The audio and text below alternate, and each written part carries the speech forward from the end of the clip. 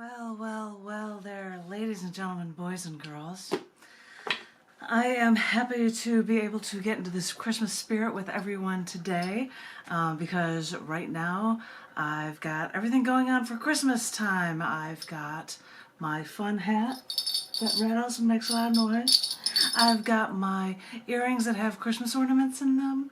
I have my Bears shirt, which is actually my husband's, but I wanted to wear something different this week, so I thought I'd put that on. Go Bears, especially when we had the Slaughterfest last week. For all the poets who don't pay attention to football, it was a fun game to watch on Sunday. Anywho, and it's strange, especially when I'm in the city closest in Austin, Texas, closest to the people who are supposed to support the Texans. Sorry guys, I'm here right now especially for the Cafe Gallery reading series. This is a special edition for being able to read poetry from recently released Scots Publications books releases, like I would do on Tuesday nights at the cafe. Would read things from the different people or from the recent issues, or when there weren't people around at the beginning of the Cafe Gallery on a Wednesday evening. So I thought I'd be sharing with you poetry from the recently released Scots Publications book that is a poetry events book that is titled Every Event of the Year, Volume 2, July through December. Volume 1, January through June is out, but you know, since it's December, I thought I'd be reading to you some pieces from this for you. I hope you enjoy it. I was trying to look for pieces that I had not shared with you before, and and I found a few. First one I think is for an event for yesterday. Because, you know, I try to cover in the most recent week that we've got, so I might as well try, right? So I thought I'd go for the 14th of December, because that is the 1542 date of the birth of King James V, where Mary Queen of Scots became, it's after his death, where Mary Queen of Scots became the queen at 6 days old. That happened on this day, on the 14th of December in 1547, and there's a poem that's written about it here in this book for you, and it is titled Queen Decapitated. Nepotism may be alive and all well and good if you're born into the right family. I mean, why does civilization still so love England's inbred, royal family? But sometimes, nepotism or not, it might not work out to your advantage. Take, for instance, plain Jane, Queen Jane, who took the throne not as a daughter, but as a cousin. Hey, that's far too little inbreeding for their tastes. So Lady Jane Grey, as queen, was decapitated after only 9 days at age 16. Wow. Sorry, that just blows my mind. But today, I think of Mary, Queen of Scots, the only living child of King James V, who died when she was only 6 days old, making her queen when she was less than a week old. You see, her two older brothers died a year before she was born. Her records don't show why. It could have been because disease ran rampant in the 1500s with no cures. I mean, they could have each suffered, say, a splinter leading to infection and certain death. But she was actually the Queen of Scotland, eventually marrying her half-cousin and having a child. It's good to see the inbreeding is still at play for the part of that family line, ruling, oh no, brace yourself, for religious content. Brace yourself for this. Until the Protestant English wanted the Catholic Queen out of Scotland. When Wankers were ruled by Wankers, she ran to England, abdicating her throne to her infant son. Not unlike how she originally gained power, Mary ran to Queen Elizabeth I, her cousin once removed, and the Queen of England willingly complied by keeping her imprisoned for 19 years. While there, they found that Mary, Queen of Scots, by sending notes to contacts in the outside world, wanted to have her cousin/captor killed. So Queen Elizabeth I of England had Mary, Queen of Scots, beheaded.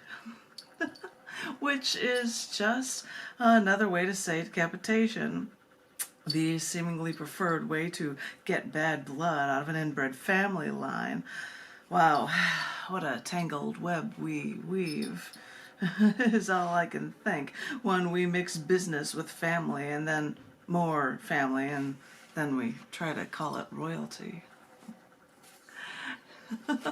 There was a fascinating thing about this book, Every Event of the Year, Volume 2, July through December, is that you flip from one page to the next, and because events are so incredibly different, you see insanely different things that are talked about. Because although I have nothing, I believe, for the 15th, tomorrow is actually from 1773, the anniversary of the Boston Tea Party. So I got something for that here for you. You can think of that, I guess. And it kind of seems fitting with the way everybody's talking about politics right now. This poem is titled Uprising for Revolution. When sentiments run high, there's revolution in the air. We feel we're at a tipping point. We don't know what else to do. Did I feel that way, exasperated with politics, hearing the Tea Party represented a more constitutional way of government? Because that's when I made a point to collect my tea leaves for weeks to dump into the Chicago River downtown on August 15th, tax day. Looking back, I may not have chosen to support the party's movement, but I did like the idea of protesting when I saw something wrong, leaving my doctor's office post-surgery to do a little protesting of my own. We may not fully understand the reasons for the Boston Tea Party uprising, propping up British tea companies and heavily taxing colonies in 1773, at a time that coined the phrase taxation without representation, back in the day before this country became a collection of nation-states. But a lot of Americans still understand the need for a revolution, for something, anything, a chance to change the way things are run in the United States.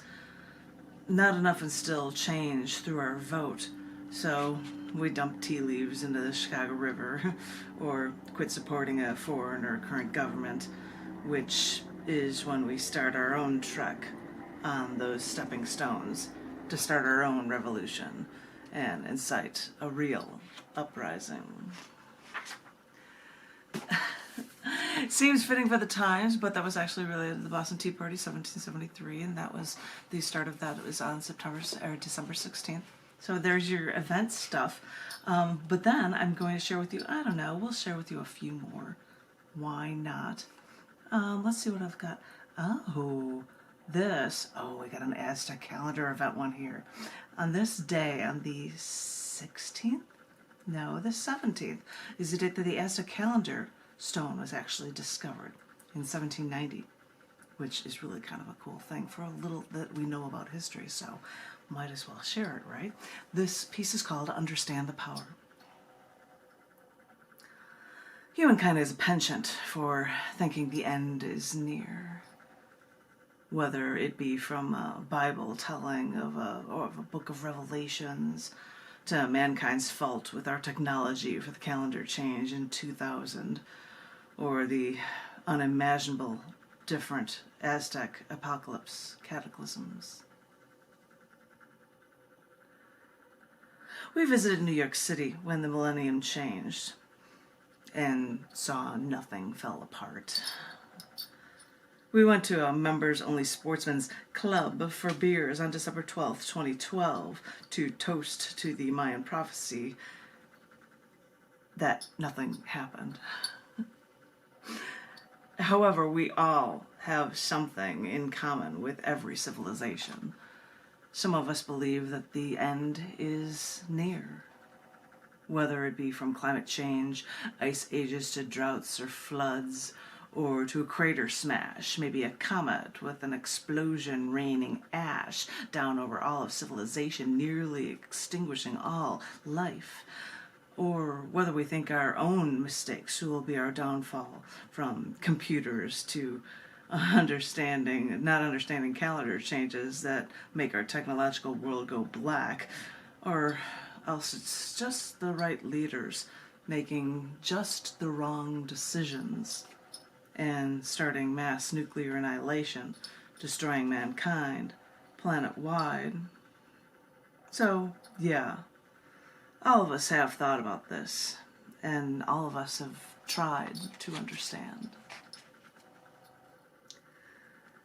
The disconcerting, the frightening things about the Aztec are that the Aztec culture, whose history is patchy because Spanish conquests destroyed them, but the Aztec apocalypse story is so different from all the others because they believed all those destructions already happened.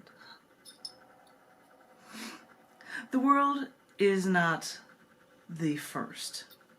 Take it from the Aztecs and their calendar, sunstone, a discovery. It was centuries old, a calendar used for astrology, chronology, or even for religious worship of their sun god.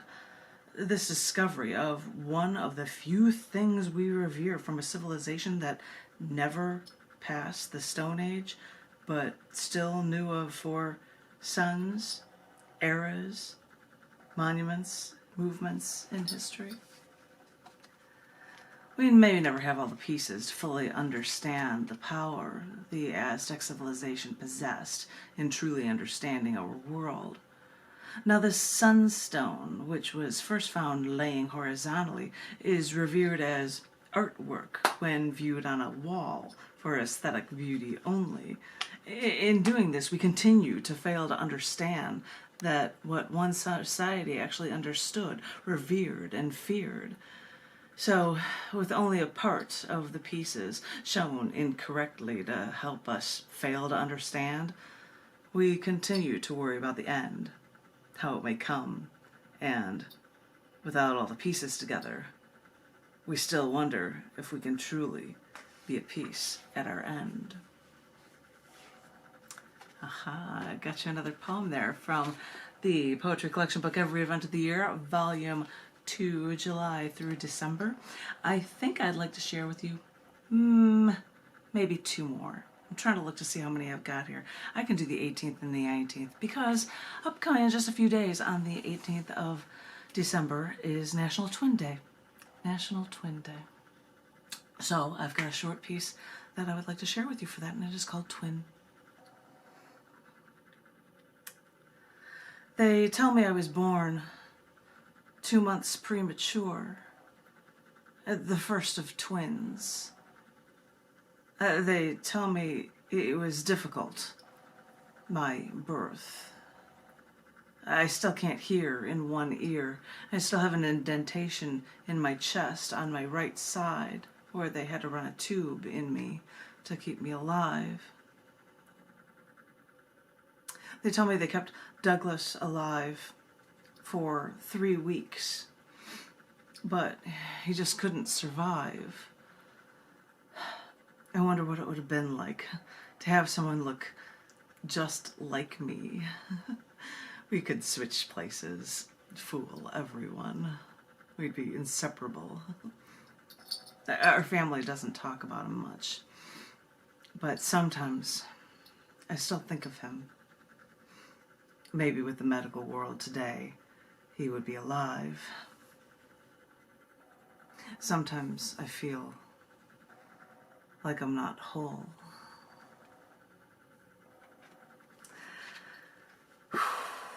That's what I tell you, the fascinating thing about changing from one day to the next, because it can be going from one crazy topic, a religious zealot piece, to an atheist piece from one poem to the next. That's the crazy thing about looking at things for calendar dates throughout a calendar year. I think I would like to share with you one more poem. Might be on a happier note.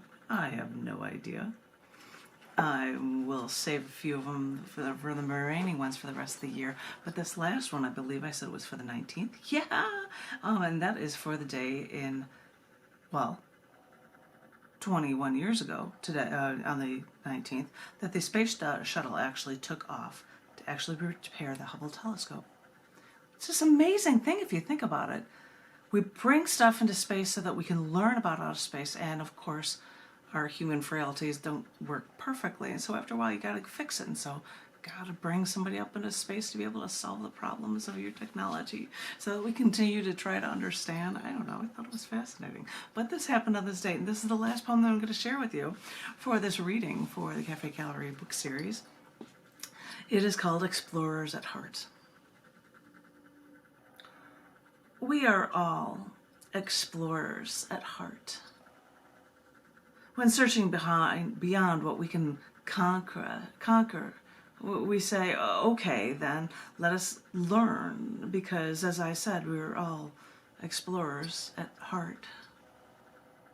You see, we explore until our bodies can't take it anymore. So we use our big brains to make technology explore for us. You know, like those little machines become our slaves. A good thing they haven't mastered emotion and actually started to rebel. So sure, we place our telescopes in outer space to see more, to learn more, to understand more. And of course, our human technology will inevitably, ultimately fail. So let's see if we can master space just enough just to correct our own mistakes. Because, yeah, we realize the stakes are now so much higher than when we first explored. But, come on, we're still bumbling idiots, taking one turn, no, two, maybe three, just so that we can continue to explore. So, let's do this. Even in the last Space Shuttle flight of the 20th century, just to make our machinery work for us as we continue to explore. Let's learn about exploring and learning more, especially now when we have the opportunity, which is so phenomenal. Ladies and gentlemen, boys and girls, I hope everyone is remaining safe in these wondrous, wondrous COVID times. I hope everyone enjoys the holiday spirit. I hope everyone is remaining creatively inclined. And if anybody is feeling alone out there, even though we're all alone, just know that you are loved and that things will get better. Trust me they will. And I want to thank everyone for listening, and I look forward to sharing with you just a little bit more of strange events for the remainder of the calendar year right here for the Cafe Gallery Poetry Reading Series. Hope you enjoy, and everybody stay safe again. Thank you. Again, thank you very, very much.